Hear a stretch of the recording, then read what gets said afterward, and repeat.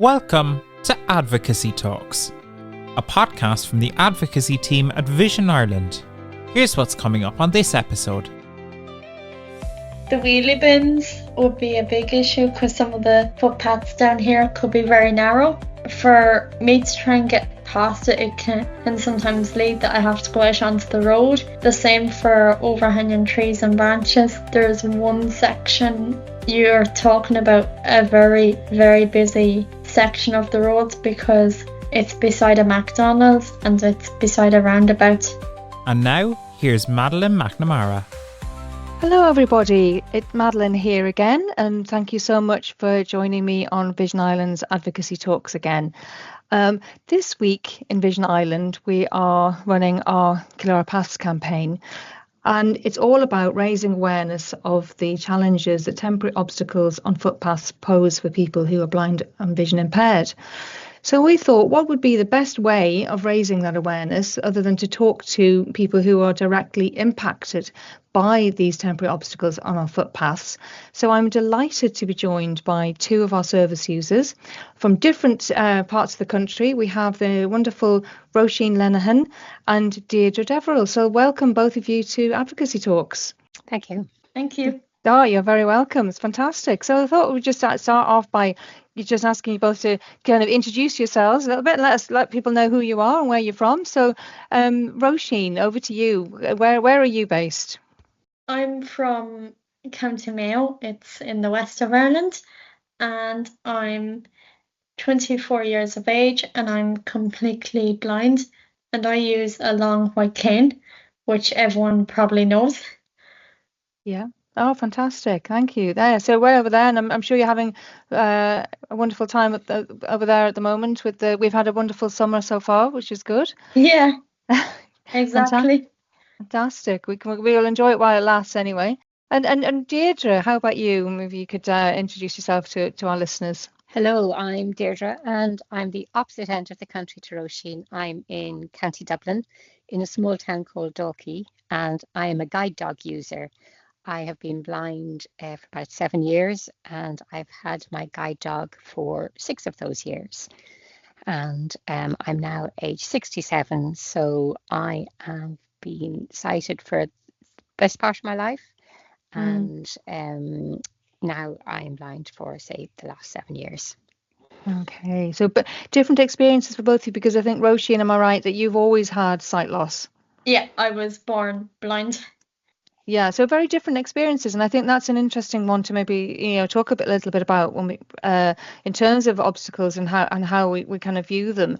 And just for people who don't know, I'm also vision impaired, but I do have sight, so I'm not completely blind. I would have low vision, but temporary obstacles also have an impact on me. So I think it's interesting today to kind of get the different perspectives from 3 different people with different levels of sight, and also using different mobility aids. So, Roisin using a long cane and Deirdre using a guide dog. So, I think that's kind of an interesting thing to kind of make people aware of, that there are different levels of sight, different ways that people manage that, and the fact that temporary obstacles impact us all. So when we're talking about temporary obstacles, just to kind of make that kind of clear for people, we're talking about those things that the members of the public in particular can do something about. We're not talking about the pavements, which can be, uneven or whatever. We're talking about those things like cars being illegally parked on footpaths. We're talking about dog fouling, overhanging branches, wheelie bins being left in the middle of the path, and what else? Street furniture. So I guess just to talk to each of you and to say, what is your experience of obstacles on the footpath? So Roisin, in terms of yourself, in Mayo, what is your experience of obstacles, and what would you generally find is problematic? The wheelie bins would be a big issue because some of the footpaths down here could be very narrow, and for me to try and get past it, it can sometimes lead that I have to go out onto the road, especially if I have someone guiding me as well. one of us, if not both of us, would have to go out onto the road. The same for overhanging trees and branches. There's one section up near where I go to the gym in Loughlana in Castlebar, and there is one piece of the footpath there that we, at least one of us, would have to go out onto the road if we can't get through single file. And you're talking about a very, very busy section of the roads because it's beside a McDonald's and it's beside a roundabout. Wow. So, and cars go flying up and down that road. Another thing would be the cars parked up on the footpath. That would be another obstacle that I would face regularly, at least once a week, if not more. Yeah. And that would lead to me going out onto the road as well to get past. Dog fowl would be another thing because, like, I can't see the dog fowl and my cane can't tell me that there's dog fowl there. So No. Yeah, so at But- least a car or whatever, a car you can detect, yeah, and then but you and might the wheelie bin. on the wheelie but- bin, but the dog fouling you can't. Yeah, or like the overhanging trees and branches, they could be up high. Yeah. My cane wouldn't detect them. So Yeah. then I end up getting my hands scratched, or, well, thankfully it's only been my hands that I've received scratches from, but like that, it It's could not be pleasant. worse. No, it's not. Yeah. No, it's awful because, as you say, you've got no deterrent against that because your cane can't detect the Yeah. overhanging branches because they're not on the ground. They're up high, and I know we've had reports of people, who have injuries. I know myself, even with some sight, the branches and walking in and kind of getting in your face, and it's not pleasant at all. And sometimes a tree overhanging it, it kind of can be quite a hard branch, and you kind of walk in, you're like, oh, and you hit your head, and you feel so stupid apart from Yeah. anything else as well. Yeah, no, that's not pleasant at all. So yeah, and dog fouling I think is such a horrible one, isn't it? Because have you had It is, experiences because where like you could be walking around with dog fowl all over your cane and your shoes without you realizing it. Mm, And then, like, you could be bringing that into, say, someone's house or your own house or yeah, someone's business, do you know? And yeah. you're not doing it deliberately. And then if you don't know it's on your cane and you fold it up, there's then Yeah. the risk of getting that on your hands and everything as well, isn't there? Exactly. I know myself, I rely a lot on my sense of smell, which sounds ridiculous, but if I'm out and I'm kind of conscious, oh, do I smell? But then I can't necessarily find it. I dog fouling because it depends how long it's been there or whatever. But Yeah. and then you're kind of picking up your shoes and you go, is there anything? Trying to smell, is there something there? And it's horrible. It really, really is horrible. And I get, the point we're trying to make is that these are things that the members of the public can do something about. Exactly. So that we don't have to be challenged by these things. Yeah, like, as a friend of mine said to me there a few months ago, like, people with guide dogs have to pick up after their dog. Why can't sighted people do the same? Exactly. Well, that's a very good bridge to Deirdre, because being a guide dog owner, Deirdre, maybe you could kind of tell us a little bit about the challenges that you face and how they might be different from someone with a long cane. Okay, well, I'll start with the dog fowl since that's the topic that's on the agenda there at the moment, and reiterate what Roisin is saying, that obviously I pick up after my dog, who's called Bruno, by the way. I should have introduced Yeah, and he's Bruno as gorgeous. well. We have to say that as well. You both have met Bruno.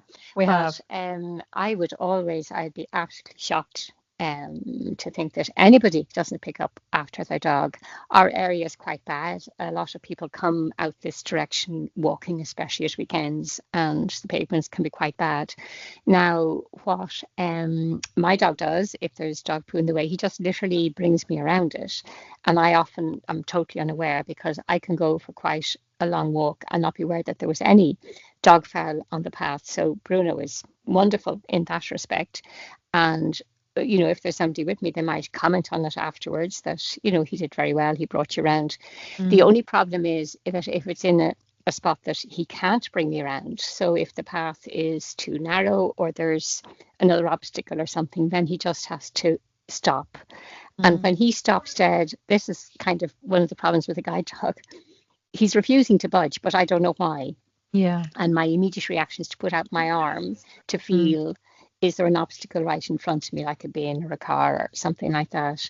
And then I might put my head up in case it's an overhanging branch or a hedge or something. And then I start gingerly poking around at my foot, because not only could it be dog fowl, it could be broken glass. Okay. Or it could be a trip hazard. Only this week I met a coil of bunting that people were putting up to herald a festival that was coming up soon. And they were unwinding a coil of bunting, and that was right in the middle of the pavement, and Bruno stopped at it. That's the first time I've encountered that. So I think with a cane you can feel around and you get an idea, but when Bruno refuses to move, you actually have to wait and until you can figure out what it is and how to deal with it. Interestingly, he refused to move one day when I was on the path, and I couldn't figure it out. I had to wait until another pedestrian came along and said, look, my dog is refusing to move. Can you tell me, is there any hazardous, thing in the way? Yeah. And they told me that there was a cat sitting there right in front of him with his paw poised, ready to swipe. Wow. Oh. So the cat held its ground, and we had to go around onto the road and circle the cat. The cat was not budging from its gateway. Yeah, that's so funny. That was an interesting one. But the dog is good, but they can't talk to you, unfortunately. They have the same warning sign, which is stop and refuse to move until we figure out what the problem is. What Roisin was saying about the wheelie bins is a nuisance, and that is something that the public can do, which is take in their bins as early as possible in the day, because you encounter bins early in the morning, which is fair enough when they have to be put out for the collecting lorries, but 5-6 o'clock in the evening, I kind of feel there's not much excuse for people still to have their bins out on bin day. Not that many people nowadays, I think, are out at work all day without somebody in the household, maybe coming in or coming out to bring in the bin. You're both aware of the road in Drumcondra, Whitworth Road, that leads down to the Vision Ireland Training Centre and head office. Yeah. And on a Wednesday is the one day of the week that I attend there, and I encounter, I would say 20 or 30, I must count them someday, bins on my way down, and that's at lunchtime. And when I'm going home at about, maybe 3 o'clock, there's still plenty of bins. And it's something the public could be aware of, because there's a lot of blind and low vision people walking down Whitworth Road with canes and dogs and etc. And I kind of feel if the residents there were made aware to pull in their bins as early as possible, or even pull in a bin for a neighbour, the next door neighbour's gateway as well. And that's something I was kind of thinking about some Wednesdays as I'm walking down, that maybe a campaign for the residents there, because it's a particularly heavy traffic for service users along that stretch. I'm particularly unlucky because I have a bin day locally here on a Thursday, so I get 2 bin days in my week. I get one in Drumcondra on the Wednesday, one locally on a Thursday, so I have a double whammy with the bins. But, absolutely. It is a universal problem, though, the bins, isn't it? Because you say we're all having to do that, put our bins out, for the bin lorry, and then bring them back in. And yes, absolutely. I think it's very right in saying try and encourage people to bring them in as soon as they can, because the bins generally, the lorries do come early in the morning, not exclusively. And I guess that's where we need to kind of be sort of talking to the the bin men or women who are doing that they at least put the bins back in against the wall so that there's some consistency. Because I think that's the trouble. If bins are just sort of left when they're being once they've been emptied, and often we find that the problem is that they're not put back against the wall, they're just sort of put in the middle of the path. And then that makes it even more challenging, doesn't it? It does. Sometimes you have to choose which side of the bin to go, and I can feel Bruno hesitate to see whether he'll go on the inside between the bin and maybe a railings, or on the outside, which is maybe the edge of the curb onto a road and the bin. So it's definitely much easier if the bins are tucked in well. Yeah, it gives consistency, and you then know how to manage it, which is good. Yeah. And have you ever had any kind of injuries yourself, Deirdre?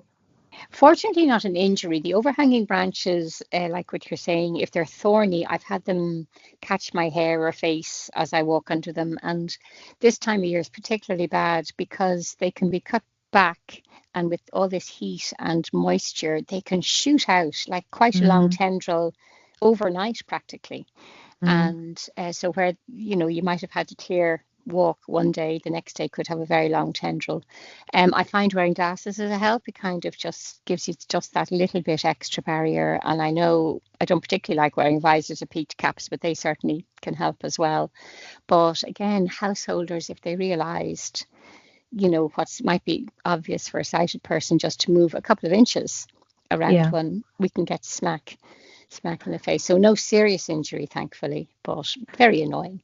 It is very annoying, and I just think it gives you a bit of a fright. I know myself, it does if you suddenly brush into something you haven't been expecting. I mean, I guess like all of us, we know our roots.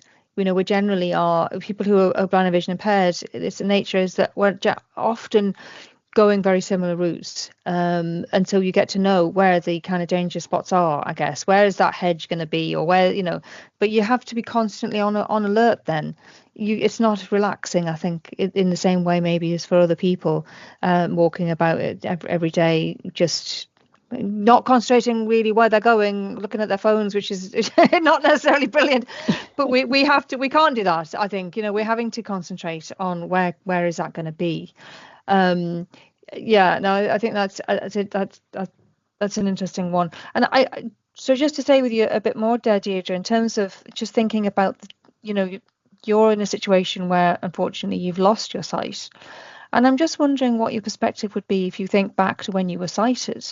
And, would it have been something that you were aware of then? I guess just interesting to get that kind of thought process as a sighted person. Oh, absolutely not, Madeline. I wouldn't have had any concept as to what it would have been like with street furniture, overhanging branches, anything. No concept whatsoever. The only thing I might have thought about would have been, say, for buggies or wheelchairs, like cars parked. I'd seen buggy, mums having to go out on roads and things like that, or a wheelchair user being, stuck in a situation. Because I know there are, is it over 50,000 people who identify as low vision or blind? But more now. It's actually nearly 300,000. In the last census, it was 296,000 people. So it's a big chunk of the population. It certainly is. But to be honest, I don't think I was aware of the hazards. And I think that is a huge problem because, we can talk among ourselves and say, oh, gosh, this is, things need to be done. But I think my friends have become so much more aware from having been out and about with me. And they all admit it. They would have been unaware as well as to, just take street furniture, on the pavement, tables and chairs, sitting down, having lunch, chatting away. I don't think any of us had thought, gosh, I wonder, is a blind or vision impaired person now going to have difficulty getting by us? I think you're just glad to find your table outside the cafe and say, oh, great, here, there's room. Oh, bring over another chair. There's now 5 of us. I really don't think it would have crossed our minds. It does now. I've often had people say to me, oh, they were in such and such a place the other day and you would have hated it, or I realised it would have been very difficult for you. Even to the extent that people, when they go on holiday, say, we were in such and such a city and, oh, Deirdre, you'd love it. It's very accessible. Or Deirdre, you'd hate it. It's narrow paths, all broken and hilly. And, so I've raised awareness amongst my own family and friends, I think. But really, I think you need that personal experience or witness a personal. I would imagine that a lot of people in my area now are more conscious of it because of me walking through every day through the town. And, I'm hoping that's doing good for everybody, in a way that, when people see it firsthand, it does make them more aware. I think that's so true. And I think, as you say, I think people are just generally going around their daily business and aren't aware unless they have some sort of connection, some, know somebody or whatever. You just don't realise. And that's why we have this campaign on a yearly basis to try and kind of raise that awareness and get it out beyond, which is always a challenge, to get the message out beyond our own community, I think. Isn't it? We kind of, you can feel like you're just talking to the converted, and we're trying to get this message beyond that, get it to the general public, to make people aware. And you've done great work over the years, Roisin, too, in terms of your advocacy in this space, haven't you, with various interviews and things like that? Yeah, I have. So hopefully it'll keep going, and who knows, maybe someday people might get the message, but that could be wishful hoping as well, and in the other hand. Oh, I think we've always got to be hopeful. I think we do. And I think we have to recognise that, just because we've said it once doesn't mean we shouldn't keep saying it. And, there's new people that are going to hear the message and pass it on. And I think what we would be encouraging is that, within our own community, that we're talking about it to friends and family, absolutely, to sort of make people aware, but encouraging them to sort of talk to people and raise it. And as part of this campaign, we're encouraging the general public who hear about this to talk to people. So if they're in a car with somebody and they just say, oh, I'm just going to pull in here on the whatever, and say, well, actually, that's not a good idea because you're going to block the path for somebody, apart from the fact that it's illegal to park on the footpath, but just raising awareness as to why that's a challenge for somebody else, I think is what we're really asking people to do on this occasion. Yeah, I think, Madeleine, people haven't a concept of the width, because sometimes people park and certainly a person could walk by, but I need double that width because my dog isn't in front of me, he's beside me. So it's quite a width I need. And Bruno has to make that judgment, am I going to fit? And you have to take into account maybe a wing mirror, like the bulk of the car you might fit by, but then the mirror can clock you on the arm or shoulder or whatever as you go by. So he has to make that judgment. And it is quite a width we need. And Roisin often would have a companion with her. So it's a double width. It's not just one person. You need the width for two people to walk safely through.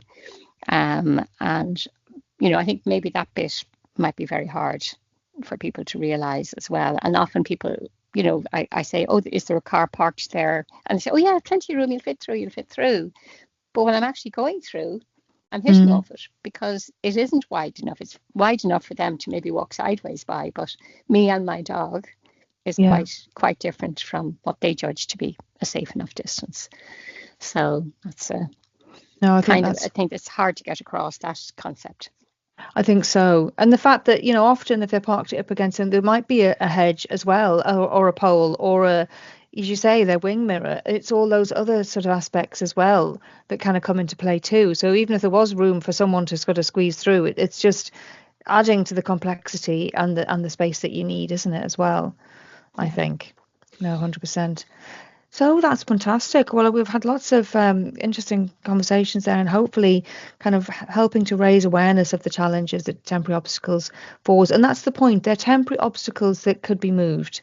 And we just need people to be more aware, to not leave things where they shouldn't be, and be aware of the impact that they can have on people in terms of their confidence to get around, in terms of injuries that they may be having, so it's just really, really important.